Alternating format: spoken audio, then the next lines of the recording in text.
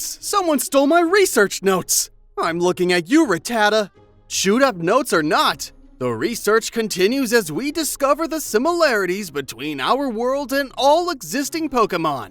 The first entirely normal type Pokémon may be far from normal after all. We know the Rattata family has rodent roots, but the species Raticate is based on even surprised me. It's time for science to meet Squeaks. Let's find out what Rattata and Raticate are in real life. Did you know that Rattata originally had a K at the end of its name? It's unknown why the K was dropped, but it proves that Rattata's English name is a combination of rat and attack. One theory why the K was dropped is that Rattata kind of sounds like an onomatopoeia, for the tapping noise a rat might make when it runs across your floor. In Japanese, Rattata is known as Koratta, which is a combination of ko meaning small and ratta meaning rat. Small rat, huh? Try not to be too creative now. Also, Ratta is actually the name of Raticate in Japanese, so they literally just call it rat. In English, however, we got a little more creative and combined rat with a second word of what seems to be either eradicate, meaning destroy, or masticate, which means to chew. And we all know rodents are all about destroying and gnawing on stuff. I mean, I would too if I had those teeth. But those buck teeth aren't the only thing that make rodents so unique. Every generation of Pokémon has a two-stage. Rodent-like Pokémon, and the very first to start this tradition was, of course, our little friend Rattata. Biology fact time! There are approximately 7,000 species of mammals on Earth, and 2,000 of those belong to the order Rodentia, making rodents the largest percent of mammals. This must be why the tall grass is always filled with mousy Pokémon. This incredible group of animals have species ranging from tiny mice to rats, gerbils, squirrels, chipmunks, prairie dogs, chinchillas, beavers, and the largest of them all, the capybara.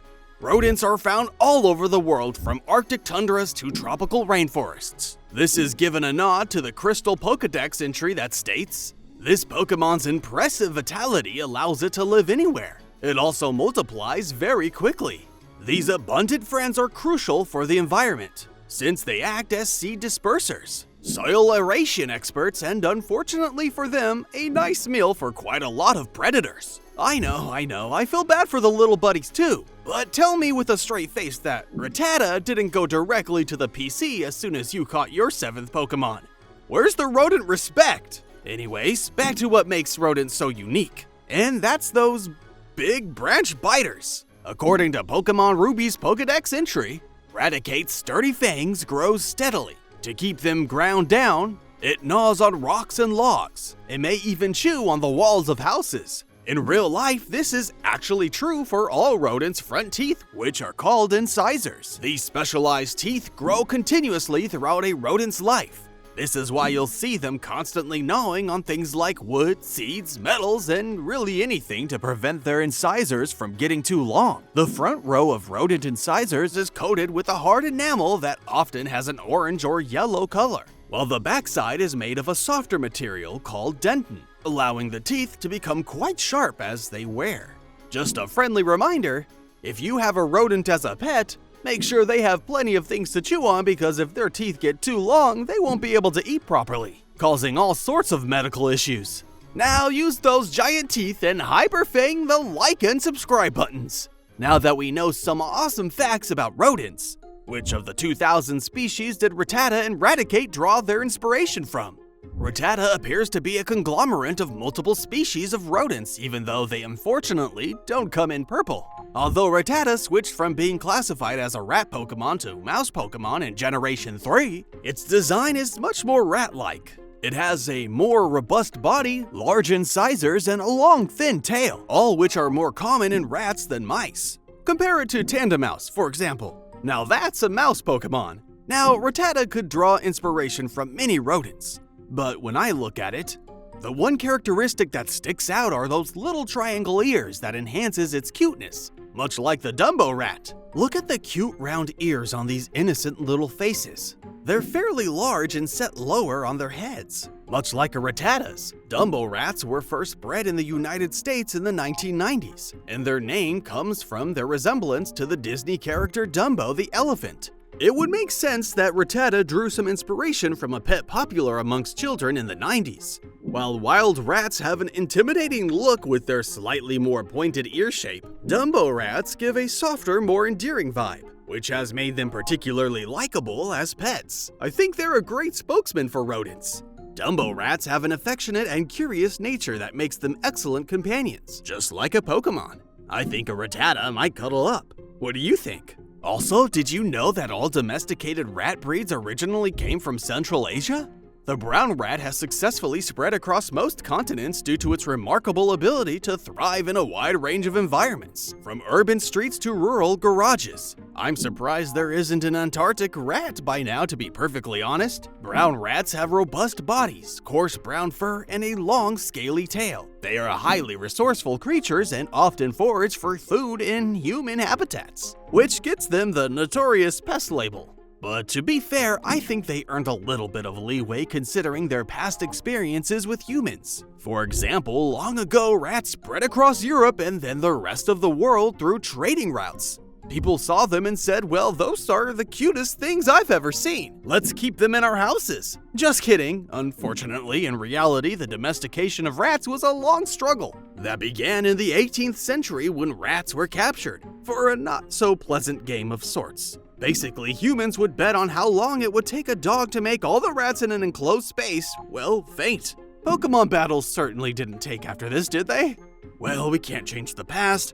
Over time, some rats were eventually kept out of the games and became pets by default. By the early 20th century, the practice of breeding rats of companionship had become more widespread, where rats were praised for having gentler temperaments, varied colors, and different body types. Now that's the Pokémon spirit I'm talking about. Brock would be so proud. Some may say that Raticate resembles the brown rat, and while I don't disagree entirely, there is a rodent that is almost indistinguishable. Behold the nutria, also known as the koipu. This large semi-aquatic rodent is native to South America. It has a robust body, webbed hind feet, and a long scaly tail. And before you say Professor Orin Raticate's feet aren't webbed, like I know you were about to, you must first read the Pokémon Yellow Pokédex entry that says its hind feet are webbed. They act as flippers, so it can swim in rivers and hunt for prey.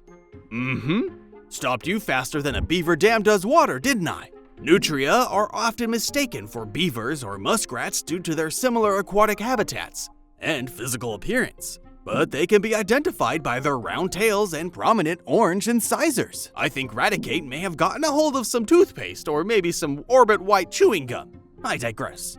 Adult nutrias typically weigh between 15 to 20 pounds and can grow up to 2 feet long excluding their tail. They have coarse brownish fur with a lighter underbelly just like Eradicates. Nutria are primarily herbivores, which is where they get into some trouble. Since they feed on a variety of vegetation, including roots, aquatic plants, and crops from wetlands, their feeding habits are particularly destructive as they tend to consume the base of plants, leaving the roots exposed, which leads to erosion and damage to the wetland ecosystem. Nutria are also known for their rapid breeding capabilities. Like with most rodents, females reach reproductive maturity as early as 4 months old and can produce up to 3 litters per year, with each litter containing up to 13 offspring. Baby Raticates everywhere, I tell you. This high reproductive rate, lack of natural predators, and destructive eating habits has contributed to their status as an invasive species in many parts of the world. While nutria are native to South America, they have taken a page out of the brown rat's travel book and become invasive in North America, Europe, Asia, and Africa. They were initially introduced outside their native range in the early 20th century for fur farming. Again, we can't change the past, but we can change how we treat animals now and in the future. Many nutria escaped the farms into the wild and quickly adapted to the new environments. In places like the Gulf Coast and Pacific Northwest regions of the United States, nutria populations have skyrocketed, causing significant environmental damage. I don't blame you, Raticate. You didn't ask to be there in the first place, and a chubby little rodent has to eat. Now, pretend you're a rodent and get your hundreds of loved ones together because it's time to find out, who's that Pokémon? It's a Dumbo rat and a nutria. It's Rattata and Raticate in real life. While wild rodents aren't often welcome in our homes, We must respect their resilience and the natural world. In fact, in Japanese culture, rats are often seen as symbols of wealth, cleverness, and perseverance. They're also associated with survival. If you like learning about the rodents that rule the world, make sure you didn't miss their predators in the Pidgey episode.